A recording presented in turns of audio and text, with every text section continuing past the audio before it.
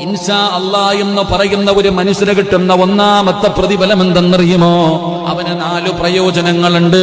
ഒന്നാമത്തെ പ്രയോജനം എന്താ?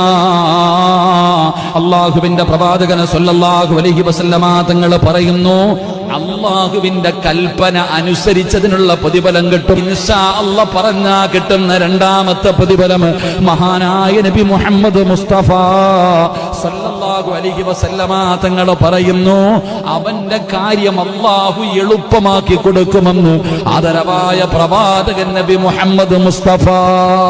ഇൻഷാ അല്ലാഹ് നാളെ ഞാൻ ഉണ്ടെങ്കിൽ സത്യമായിട്ടും ഞാൻ തരാം എന്ന് പറഞ്ഞു. പക്ഷെ കൊടുക്കാൻ പറ്റിയില്ലെങ്കിലും എന്റെ പ്രിയപ്പെട്ടവരെ, നമുക്കതിന്റെ അതിന് പകരമായി ചെയ്യേണ്ട കാര്യത്തിൽ നിന്ന് ആ ഒരു ഇൻഷാ അല്ലാഹ് പറഞ്ഞതിന്റെ പേരിൽ ചിലപ്പോൾ നമുക്ക് രക്ഷപ്പെടാൻ പറ്റും. ഇല്ലെങ്കിലോ അതിന്റെ ശിക്ഷ കൂടെ നമുക്ക് അനുഭവിക്കേണ്ടി വരും. അള്ളാഹു കാക്കുമാറാകട്ടെ, അള്ളാഹു പുറത്തിരുമാറാകട്ടെ.